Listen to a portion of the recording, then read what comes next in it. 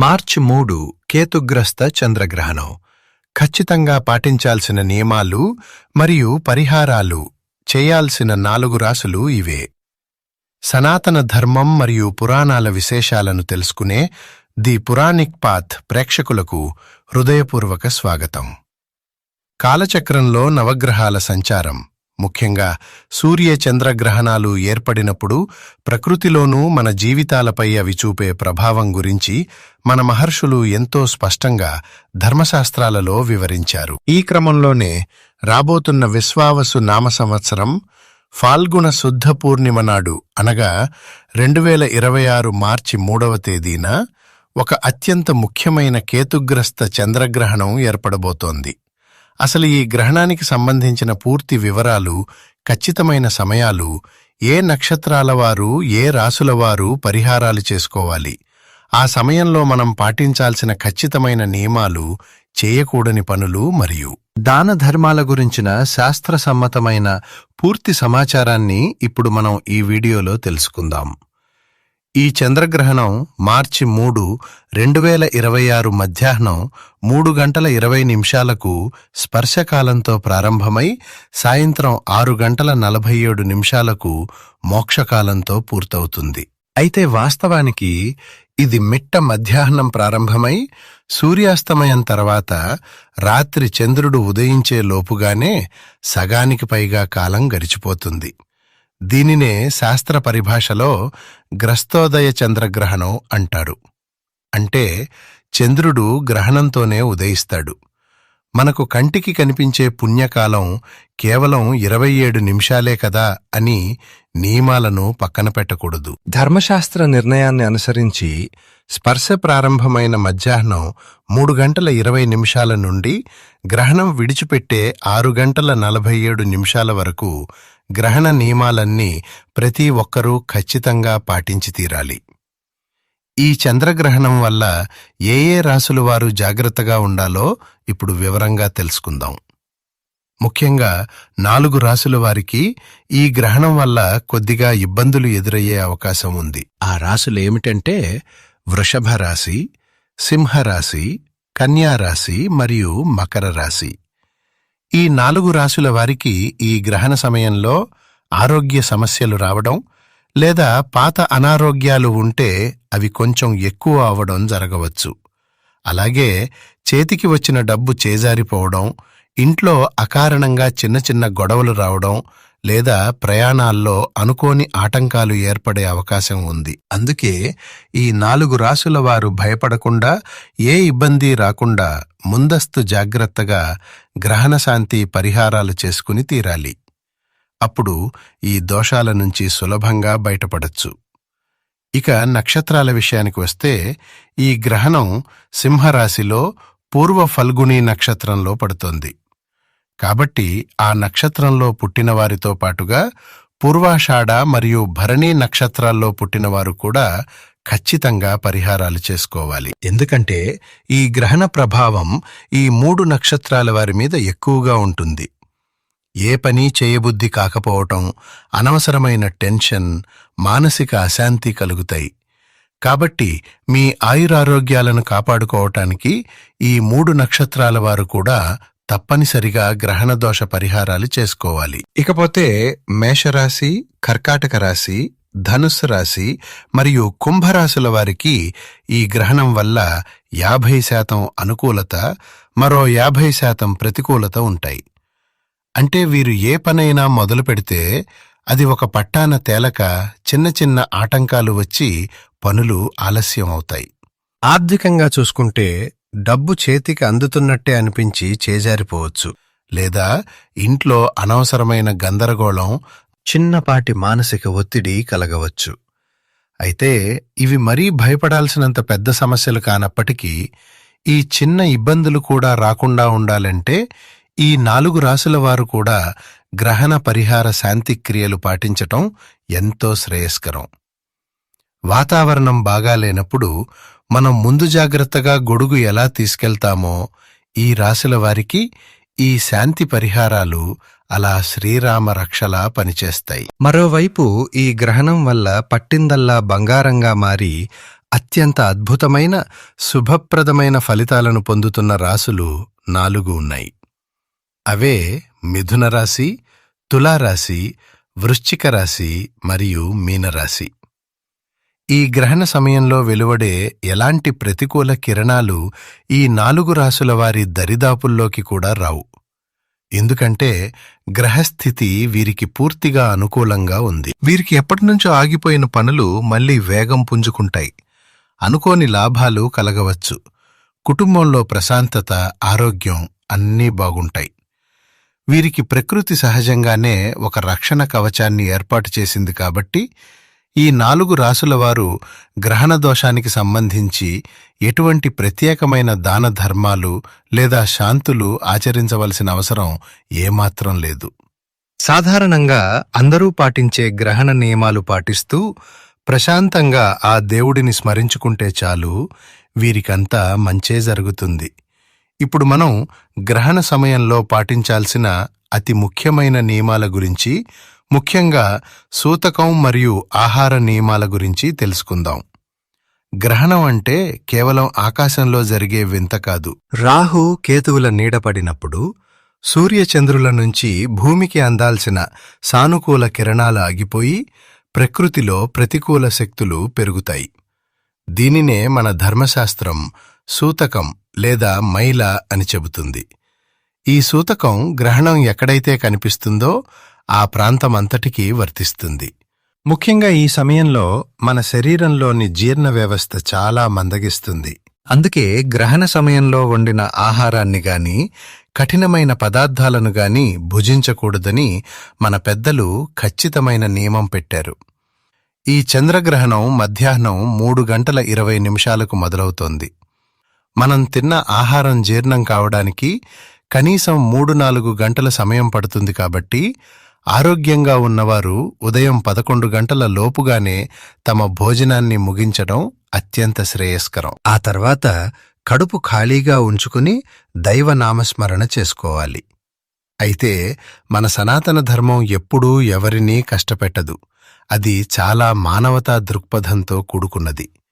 గర్భిణీ స్త్రీలు, వయోవృద్ధులు, అనారోగ్యంతో మంచం మీద ఉన్నవారు, అలాగే చిన్నపిల్లలకు శారీరక శక్తి తక్కువగా ఉంటుంది. కాబట్టి ఈ కఠిన ఉపవాస నియమాల నుండి వారికి ధర్మశాస్త్రం పూర్తిస్థాయి మినహాయింపు ఇచ్చింది. గర్భిణీలు నీరసపడితే కడుపులోని బిడ్డకు ఇబ్బంది కాబట్టి వారికి ఆకలి వేసినా, నీరసంగా అనిపించినా ఎటువంటి భయం లేకుండా పాలు, మజ్జిగ, పండ్ల రసాలు లాంటి తేలికగా జీర్ణమయ్యే ద్రవ పదార్థాలు తీసుకోవచ్చు. అలాగే పసిపిల్లలకు ఆకలి వేసినప్పుడు తల్లులు గ్రహణ సమయంలో నిస్సంకోచంగా పాలివ్వచ్చు.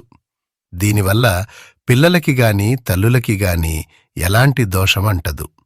కాబట్టి గర్భిణీలు, బాలింతలు అనవసరమైన భయాలకు, అపోహలకు గురికావలసిన అవసరం ఏమాత్రం లేదు. ఇక మన ఇళ్లలో రోజూ వాడుకునే పాలు, పెరుగు, నెయ్యి, అలాగే నిల్వ ఉండే ఊరగాయ పచ్చళ్ల లాంటి వాటిపై గ్రహణ ప్రతికూల కిరణాల ప్రభావం పడకుండా ఉండటం కోసం గ్రహణం ప్రారంభం కావడానికి ముందే వాటిపై దర్భలు వేసి ఉంచాలి. దర్భలకు చెడు కిరణాలను అడ్డుకునే, గ్రహించే అద్భుతమైన సహజ శక్తి ఉందని మన శాస్త్రాలు చెబుతున్నాయి. ఆ దర్భలు వేయటం వల్ల ఆ పదార్థాలు కలుషితం కాకుండా పవిత్రంగా ఉంటాయి. గ్రహణం పూర్తయిన తర్వాత ఆ దర్భలను తీసి బయట పారేసి ఆ పదార్థాలను మనం యథావిధిగా వాడుకోవచ్చు.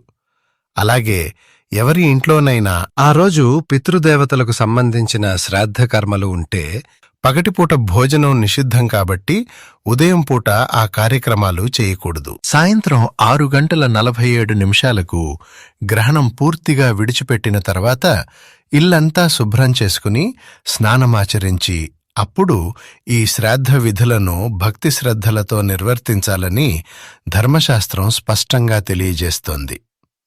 గ్రహణకాలం అనగానే చాలామందిలో ఏదో తెలియని భయం, ఆందోళన కనిపిస్తుంటాయి.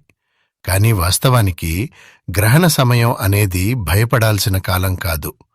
మనలోని ఆధ్యాత్మిక శక్తిని మేల్కొల్పే ఒక అద్భుతమైన పర్వకాలం.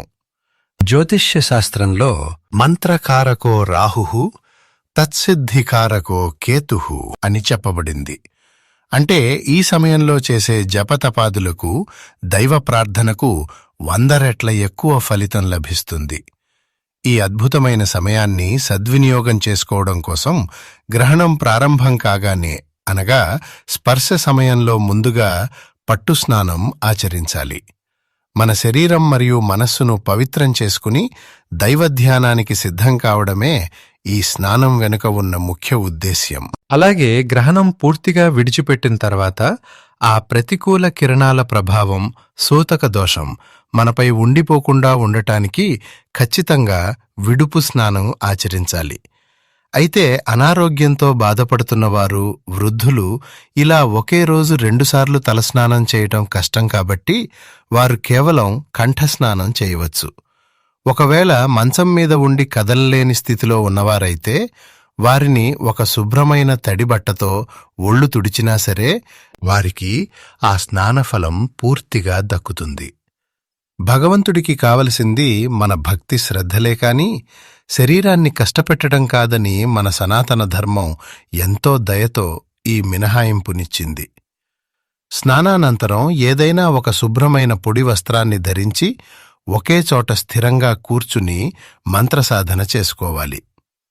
గురువు ద్వారా మంత్రోపదేశం పొందినవారు బయట ప్రపంచంతో సంబంధం లేకుండా తమ మూల మంత్రాన్ని మనసులోనే జపించుకుంటూ ఉంటే ఆ మంత్రానికి అద్భుతమైన చైతన్యం వస్తుంది. ఇక ఎటువంటి మంత్రోపదేశం లేని సామాన్య భక్తులు మనసుకు ప్రశాంతతని ఇచ్చే విష్ణు సహస్రనామం, మహాశివుని కటాక్షం కోసం శివకవచం లేదా అమ్మవారి అనుగ్రహం కోసం లలితా సహస్రనామం వంటి శక్తివంతమైన స్తోత్రాలను భక్తితో పారాయణ చేయాలి. ఈ స్తోత్రాల ద్వారా పుట్టే శబ్ద తరంగాలు మన చుట్టూ ఒక అదృశ్య రక్షణ కవచంలా ఏర్పడి గ్రహణ సమయంలో వాతావరణంలో ఉండే నెగటివ్ ఎనర్జీని మన దరిచేరనివ్వవు. ఇక ఈ పవిత్రమైన గ్రహణ సమయంలో మనం కొన్ని పనులకు ఖచ్చితంగా దూరంగా ఉండాలి. ముఖ్యంగా ఈ సమయంలో నిద్రపోవటం, మలమూత్ర విసర్జన చేయటం మరియు భోజనం చేయటం ధర్మశాస్త్రాల ప్రకారం పూర్తిగా నిషిద్ధం. దీని వెనుక ఒక బలమైన కారణం కూడా ఉంది. గ్రహణ సమయంలో సూర్యచంద్రుల కాంతి భూమి మీద సరిగ్గా పడకపోవటం వల్ల వాతావరణంలో అనేక మార్పులు జరిగి మన శరీరంలోని జీర్ణ వ్యవస్థ, నాడీ వ్యవస్థ చాలా నెమ్మదిస్తాయి. ఆ సమయంలో అన్నం తింటే అది సరిగ్గా అరగక అనారోగ్యాల పాలవుతాం. ఇక నిద్రపోవడం వల్ల మనలో తామస గుణం అంటే బద్ధకం పెరిగి దరిద్రం, రోగాల బారిన పడే అవకాశం ఉంది. అందుకే ఈ సమయాన్ని కేవలం భగవంతుని ధ్యానం కోసమే కేటాయించి మన ఆత్మబలాన్ని, పాజిటివ్ ఎనర్జీని పెంచుకోవాలని మన మహర్షులు ఎంతో ముందు చూపుతో ఈ నియమాలను ఏర్పాటు చేశారు. గ్రహణ దోష పరిహారాలు ఆచరించవలసిన వారు ముఖ్యంగా గ్రహణ సమయంలో ఒక విశేషమైన నియమాన్ని పాటించాలి. ఇంద్రోనలో దండధరశ్చ రక్షః ప్రాచేతసో వాయు కుబేర సర్వాః మజ్జన్మ రుక్షే మమ రాశి సంస్థే చంద్రోపరాగం శమయంతు సర్వే అనే అద్భుతమైన శాంతి శ్లోకాన్ని ఒక తెల్లటి కాగితంపై స్పష్టంగా రాసి గ్రహణం పడుతున్నప్పటి నుండి విడుపు వరకు ఆ కాగితాన్ని నుదుటికి కట్టుకుని ఆ శ్లోకాన్ని పారాయణ చేయాలి. నవగ్రహాలు మరియు అష్టదిక్పాలకుల అనుగ్రహాన్ని కోరుతూ ఈ గ్రహణ కిరణాల వల్ల నాకెలాంటి కీడు జరగకూడదు అని ప్రార్థించే ఈ విధానం ధర్మశాస్త్రంలో ఎంతో స్పష్టంగా చెప్పబడింది. ఇలా తలకి కట్టుకుంటే ఎవరైనా చూసి నవ్వుతారేమో, ఏమనుకుంటారో అనే లౌకికమైన సిగ్గు, మొహమాటాలను పక్కన పెట్టి శాస్త్రం మీద సంపూర్ణ విశ్వాసంతో ఈ నియమాన్ని ఆచరించిన వారికి ఒక అద్భుతమైన రక్షణ కవచంలా ఇది పనిచేస్తుంది. గ్రహణం పూర్తిగా ముగిసిన తర్వాత విడుపు స్నానం ఆచరించి అప్పుడు దాన ధర్మాలు చేయాలి. గ్రహణకాలంలో చేసే దానం భూదానంతో సమానమైన పుణ్యాన్ని ఇస్తుందని శాస్త్రవచనం. ఇది కేతుగ్రస్త చంద్రగ్రహణం కాబట్టి ఆ దోషం పోవడానికి ఒక కంచు పాత్రను తీసుకుని అందులో స్వచ్ఛమైన ఆవు నెయ్యి పోయాలి. ఆ నేతిలో కేతువుకు ప్రతీకగా వెండితో చేసిన నాగపడగ, చంద్రుడికి ప్రతీకగా వెండి చంద్రబింబం ఉంచాలి. వాటితో పాటుగా కేతువుకు అత్యంత ప్రీతికరమైన ఉలవలు, నల్ల నువ్వులు, బియ్యం, గోధుమలు ఉంచి ఒక యోగ్యుడైన బ్రాహ్మణుడికి దానంగా ఇవ్వాలి. ఇక్కడ మనం గుర్తుంచుకోవాల్సిన ముఖ్య విషయం ఏమిటంటే, నిత్యం గాయత్రీ జపం చేసుకునే ఆ బ్రాహ్మణుడు మన పాపాన్ని, దోషాన్ని తన ఖాతాలో వేసుకుని ఈ దానాన్ని స్వీకరిస్తున్నాడు. కాబట్టి ఆయన ఆ దోషాన్ని పోగొట్టుకోవటానికి జపాలు చేసుకోవాలి కనుక ఆయనకు తగినంత వస్త్రము, పూర్ణఫలంతో కూడిన తాంబూలము, యథాశక్తి దక్షిణ సమర్పించి భక్తితో నమస్కరించి వారి ఆశీర్వాదం తీసుకోవడం మన కనీస ధర్మం. అయితే అందరికీ ఇన్ని వస్తువులు కొని దానం చేసేంత ఆర్థిక స్తోమత ఉండకపోవచ్చు. అలాంటివారు ఏమాత్రం బాధపడాల్సిన పనిలేదు. అప్పులు చేసి మరీ దానాలు చేయమని ఏ శాస్త్రం చెప్పలేదు. భగవంతుడికి కావలసింది మన ఆర్థిక స్తోమత కాదు, స్వచ్ఛమైన భక్తి మాత్రమే. ఇన్ని దానాలు చేయలేనివారు గ్రహణ స్నానం పూర్తయిన వెంటనే సమీపంలో ఎక్కడైనా రావి చెట్టు ఉంటే సాక్షాత్తు శ్రీమన్నారాయణుడి స్వరూపమైన ఆ వృక్షరాజాన్ని తాకి భక్తితో నమస్కరించుకున్నా చాలు, ఆ నెగటివ్ ఎనర్జీ అంతా పోయి గ్రహణదోషం తొలగిపోతుంది. కాస్త అవకాశం ఉన్నవారు గ్రహణం మరుసటి రోజు శివాలయానికి వెళ్లి తమ స్వంత పేరు మీద ఏకాదశ రుద్రాభిషేకం చేయించుకోవడం అత్యంత ఉత్తమం. అయితే ఇక్కడ ఒక చిన్న గమనిక. ఈ మధ్యకాలంలో సామూహికంగా 100 మంది పేర్ల మీద ఒకేసారి ఇటువంటి అభిషేకాలు జరిపిస్తున్నారు.